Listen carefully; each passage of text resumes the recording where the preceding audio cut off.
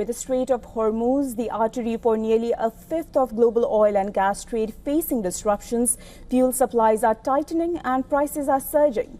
From Asia to Europe, governments are being forced into tough choices, cutting energy use, tapping reserves, and shielding consumers, even as shortages begin to hit businesses and industries. Here's a detailed look at how this crisis is unfolding and why the impact could spread far beyond the region. Take a look.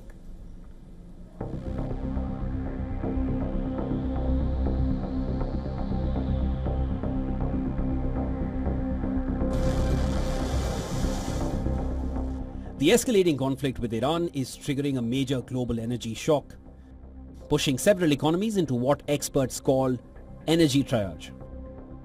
And this is where governments are forced to decide how to ration limited fuel supplies or absorb rising costs. At the heart of the crisis is the Strait of Hormuz. With disruptions intensifying, supply chains are tightening rapidly. Asia is the most exposed. The region depends heavily on imported energy, and over 80% of LNG shipments through Hormuz are destined for Asian markets like Japan, South Korea and Taiwan. Across Southeast Asia, the response has been immediate and visible. Governments are actively cutting energy consumption to stretch limited reserves. The Philippines has shifted to a 4-day work week, aiming to reduce government energy use by 20%. Vietnam is encouraging remote work, while Thailand is pushing conservation measures, even urging officials to avoid elevators.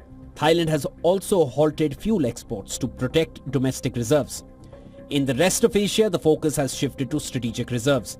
Japan, which holds around 254 days of oil stockpiles, has already released about 45 days worth of reserves.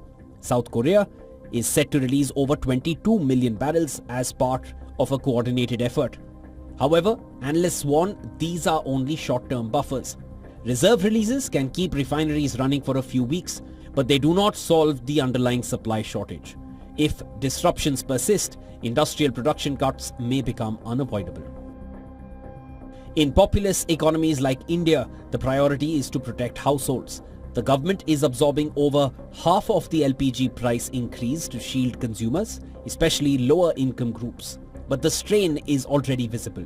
As one of the world's largest LPG importers, India is seeing shortages spill over into restaurants and small businesses, with many cutting operations due to rising costs and limited supply. Elsewhere, the situation is equally fragile. Indonesia has just 20 days of fuel reserves, while Pakistan faces the risk of LNG supplies running out by mid-April. With crude stocks lasting barely 11 days, Sri Lanka has already begun shutting schools midweek to conserve fuel. The crisis is now spreading beyond Asia, with fuel importing economies in Africa and other regions bracing for similar disruptions. In Europe, policymakers are focusing on long-term solutions like clean energy, while also working on short-term relief for businesses and households. With supply chains strained and demand competing globally, the world is entering a prolonged phase of energy stress.